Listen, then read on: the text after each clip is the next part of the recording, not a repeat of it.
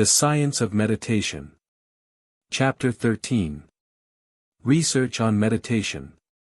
After sharing the initial draft of this book with some of my readers, I received a long reply from Dr. Heather Redd, a professor of psychology at the University of Connecticut.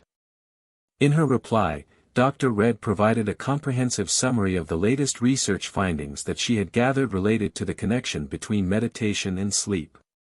However, Dr. Reed noted that there are presently very few clinical trials about that subject, which is precisely why researchers in biology and psychology should investigate it.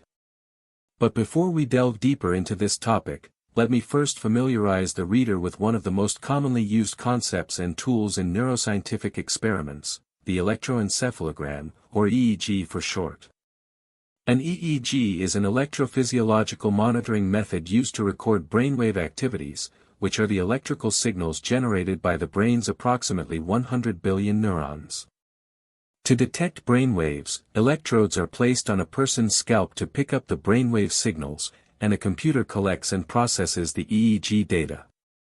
Research has shown that the majority of rhythmic brainwave frequencies fall within a range of 1 to 30 cycles per second, or 1 to 30 Hz. Within that frequency range, brainwaves can be roughly divided into four essential kinds, from the slowest to the fastest: delta, delta symbol, less than 4 Hz, theta, theta, 4 to 8 Hz, alpha, alpha symbol, 8 to 12 Hz, and beta, beta symbol, 12 to 30 Hz. Brainwave frequencies change during sleep, following a specific pattern that divides sleep into several stages: N1, N2, N3, and REM, which stands for rapid eye movement. During REM sleep, one's eyes move around rapidly in a range of directions, but do not send any visual information to the brain. That doesn't happen during non-REM sleep, which includes stages N1 to N3. The N1 stage, which is the onset of sleep, is characterized by alpha brainwaves. The N2 stage, or light sleep, is dominated by theta brainwaves. The N3 stage, or deep sleep, is dominated by slow delta brainwaves. And REM is dominated by beta and even higher frequency brainwaves. The brain activity measured with EEG typically follows a cyclic pattern, with the first cycle transitioning from wake to sleep and including sleep states: wake, N1, N2, N3, N2, REM. Following the first bout of REM, there are multiple cycles that include N2, N3, N2, REM throughout the night until one wakes. Each sequence of brain activity changes transitioning from N2, N3, N2, to REM is referred to as one sleep cycle. An average human sleep cycle lasts about 90 minutes, so a typical night consists of 4 to 5 sleep cycles. Notably, during N3 or deep sleep, it is harder to wake people up if they are in this phase. Muscle tone, pulse, and breathing rate decrease during N3 sleep as the body relaxes even further. The brain activity during this period has the slowest delta waves. For that reason, N3 may also be called delta sleep, or slow-wave sleep. Scientists believe that this stage is critical to restorative sleep, allowing for bodily recovery and growth. It may also bolster the immune system and other key bodily processes. Although brain activity is reduced during this stage, there is evidence that deep sleep contributes to insightful thinking, creativity, and memory. Dentico et al. Discovered that immediately after 8 hours of intense meditation, long-term meditators exhibited significant reduction in delta brainwaves within the first 90-minute sleep cycle, compared to meditation-naive participants, i.e., individuals with little or no experience with meditation. That finding closely resembles the data presented by Dirk-Jan Dijk, which suggests that, after a daytime nap, there is a significant decrease in delta brainwaves during the following nighttime sleep, which the author calls a homeostatic phenomenon. Homeostasis is a self-regulating dynamic equilibrium process by which biological systems maintain stability while adapting to changing external conditions to support normal life processes. In other words, during daytime naps, individuals have already generated a considerable amount of delta brainwaves, so they don't need as much slow-wave sleep during the night. According to Denico et al., meditation has a similar effect, meaning that, after meditation, individuals require less slow-wave sleep at night, which demonstrates that meditation and napping are very similar in terms of brainwave generation. Furthermore, after meditation, not only is there a reduced need for slow-wave sleep, but the overall sleep duration is also significantly decreased. Cole et al. Presented detailed data which demonstrated that meditation acutely improves psychomotor vigilance and decreases the need for sleep. That finding is strikingly similar to the data presented by Dyke, which demonstrated that, after a daytime nap, slow-wave sleep and overall sleep duration both decrease, which the author explains as homeostasis, as discussed earlier. Dentico et al. Discovered that the brainwave activity of both long-term meditators and meditation-naive participants during meditation was not dependent on whether their eyes were open or closed during meditation. Nor did their brainwave activity correlate with the specific meditation techniques they used. These results align with many viewpoints already presented in this book.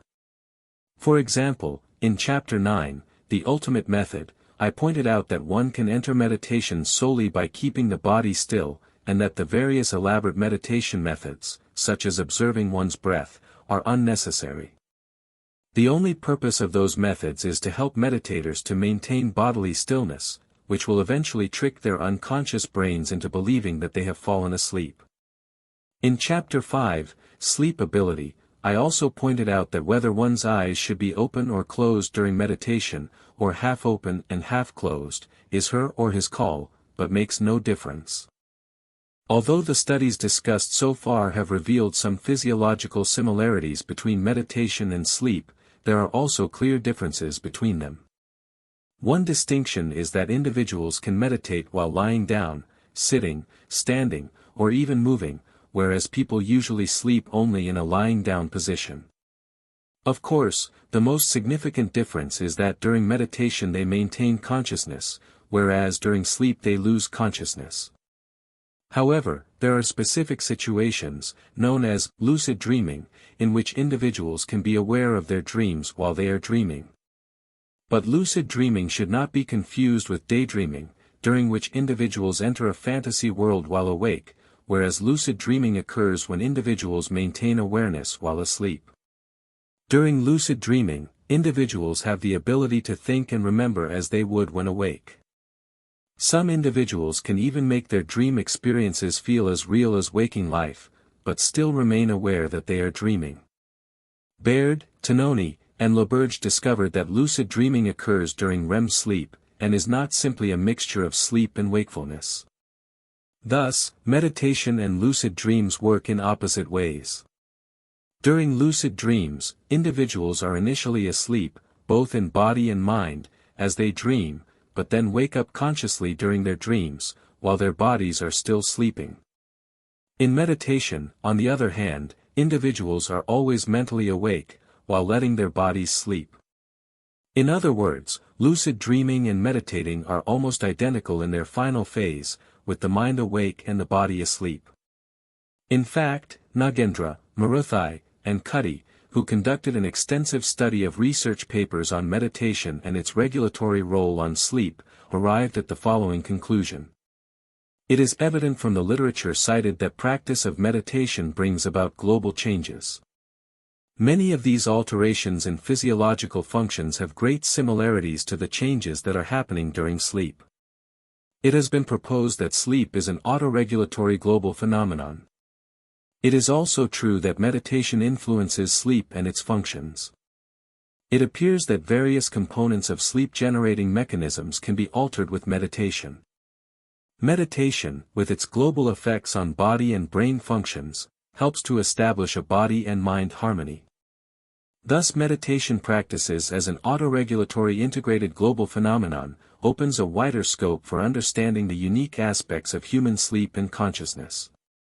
As you can see, this conclusion closely aligns with the concepts I have presented in this book. The only distinction lies in the additional step I have taken by asserting that meditation is sleep. Or more precisely, it is awake sleep. It is sleeping with consciousness.